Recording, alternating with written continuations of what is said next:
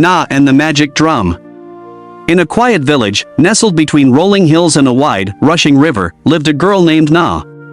She had the gentlest heart and a spirit as bright as the morning sun. But her life was far from easy. Her mother had passed away when she was a child, and though her father, Kofi, loved her dearly, he remarried a woman named Siram to help raise her.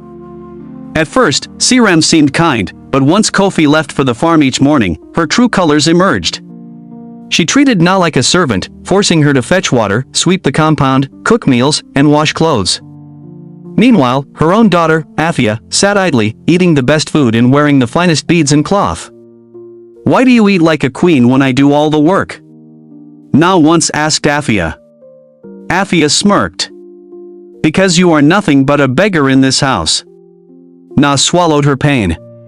She wanted to tell her father, but Siram was clever. Whenever he was around, she pretended to love Na like her own. One evening, after a long day of work, Na walked to the riverbank. She let the cool water wash over her tired feet, staring at the golden sun melting into the horizon. Tears welled in her eyes. "Oh, mother," she whispered, "if only you were here." A gentle voice floated through the air. "Why do you weep, my child?" Na gasped and turned. Sitting on a rock was an old woman, her dark skin glowing in the fading sunlight, her silver hair braided neatly, and her eyes filled with wisdom. Who are you?" Na asked. The old woman smiled. "Someone who listens. Tell me your troubles." Something about her felt safe, so Na poured out her heart, the endless work, the cruelty, the loneliness. The old woman nodded. "Listen carefully, my child. Tomorrow, go deep into the forest, beyond the tallest baobab tree. You will find a drum resting beneath an ancient irako tree. Beat it once, and it will give you food. Beat it twice, and you will be clothed in riches. Beat it 3 times, and joy will follow you forever." Na wiped her tears.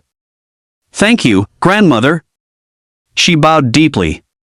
The next morning, before the village woke, Na slipped into the forest.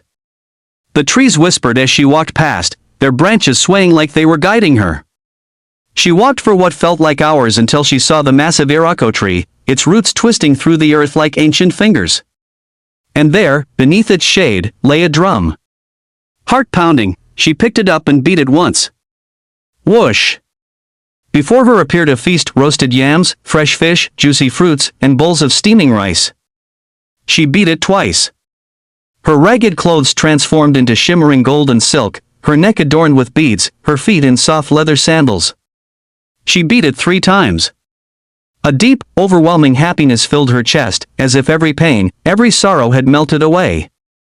With tears of joy, she packed some food and ran home.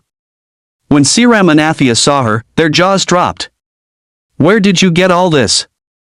Siram demanded, eyes narrowing. Na, always kind, told them the truth. That night, Siram whispered to Afia, "Tomorrow, you will go and bring back that drum. But you must not share it." The next morning, Afia, greedy for riches, set off. When she reached the river, the same old woman appeared. "Where are you going, child?" she asked. Afia scoffed. "That is none of your business, old woman." She shoved past her and marched into the forest. Soon, she found the irako tree and the drum. Without hesitation, she struck it. Boom! Instead of food, a dark cloud of bees burst from the drum, their angry buzzing filling the air.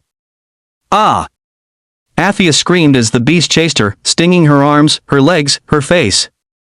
She ran all the way home, crying in pain.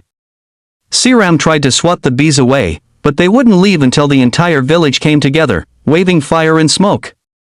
That night, humbled and ashamed, Siram and Afia knelt before Na. "Please, forgive us," Siram whispered. Despite everything, Na's heart was too kind for hatred. She forgave them, but she never forgot. And though Siram treated her better after that, the village never stopped telling the story of Na and the magic drum, a tale of kindness rewarded and greed punished. And so, Na lived the rest of her days in happiness, her heart as light as the wind, her laughter as bright as the sun.